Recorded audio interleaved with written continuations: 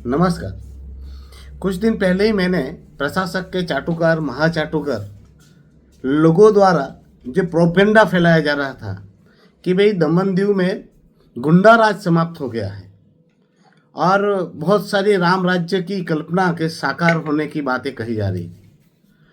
उस पर मैंने जवाब देते हुए कहा था कि प्रशासक प्रफुल्ल पटेल के राज में गुंडा राज समाप्त नहीं हुआ, बल्कि प्रशासक प्रफुल्ल पटेल ही सबसे बड़ा गुंडा बनकर ये शासन कर रहा है, जिसके मैंने तथ्य भी आपको बताया था। पर आज आपको फिर से मैं आपको प्रफुल्ल पटेल के प्रशासन की और प्रफुल्ल भाई पटेल के प्रशासन के गुंडों की, अधिकारी जो आईएएस आईपीएस दानिश और उनके जो सरकारी महकमे में बैठे हुए सरकार के अंदर अधिकारी के रूप में गुंडे बैठे हैं, उनकी बात कहना चाह रहा हूं। ये दमन दीव और दादरा नगर हवेली में आदिवासियों का उत्पीड़न रुक ही नहीं रहा है। मैंने उस दिन भी कहा था, लोगों को निर्दयता पूर्वक लोगों के हक और अधिकार छीने जा रहे हैं, लोगों के रोजगार छीने जा रहे हैं, लोगों के घर मकान दुकान तोड़े जा रहे हैं। 2 दिन पहले दमन में मेरे संसदीय क्षेत्र के मेरी पंचायत में दमन प्रशासन के गुंडे आईएएस आईपीएस दानिश और सरकारी गुंडे वहां पर पहुंचे और आदिवासी परिवार के घर में घुसकर उनका घर तोड़ दिया बिना नोटिस के। और वो निजी जमीन थी, कोई सरकारी जमीन भी नहीं थी। पर क्यों तोड़ा? तो इसलिए तोड़ा कि वहां पर एक करोड़पति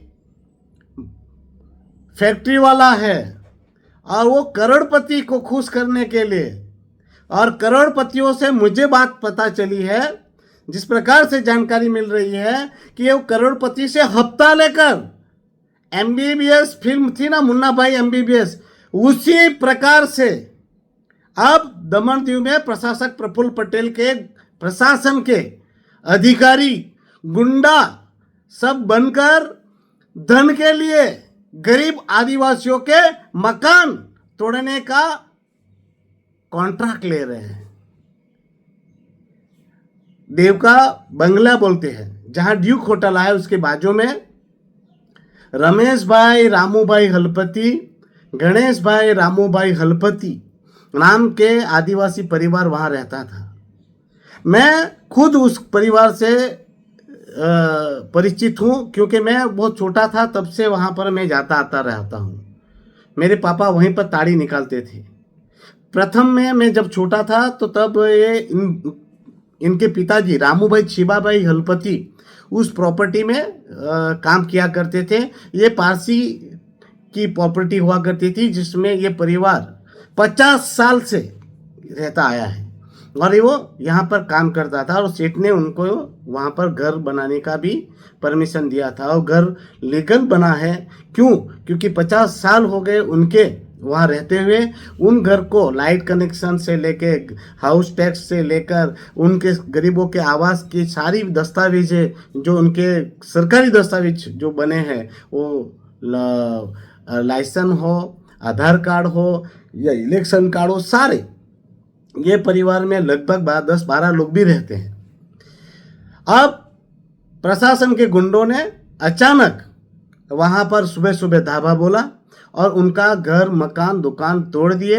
अंदर से सामान निकालने तक का मौका नहीं दिया इनको।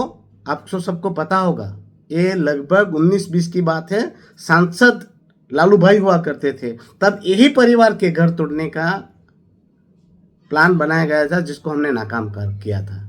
आज फिर से प्रशासनिक अधिकारियों ने, मैं तो यूँ कहता हूँ प्रशासनिक गुंडों ने, किसी सेठ को खुश करने के लिए और उनसे धन उगाही करने के लिए इस गरीब के आशियाने को छीना है।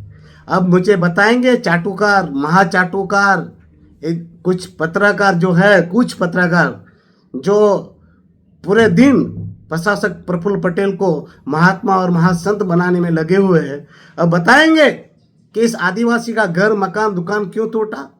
कुछ गांजा पी के पूरे दिन व्हाट्सएप पे लगे रहने वाले वो गंजेड़ी जो परम ज्ञानी बनते हैं वो बताएंगे कि इसको क्या कहेंगे, गुंडागिरी या माफियागिरी, और क्या कहेंगे।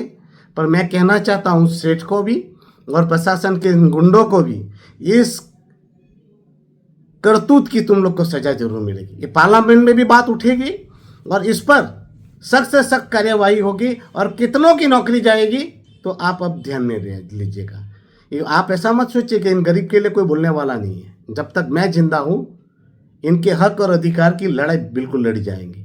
पर ये मैं सबके सामने इसलिए ला रहा हूँ कि लोग कह रहे थे कि गुंडागिरी समाप्त हुई, और मैंने कहा था ये गुंडागिरी समाप्त नहीं, ये प्रफुल्ल पटेल अभी वहाँ इस प्रदेश में गुंडा बन चुका है।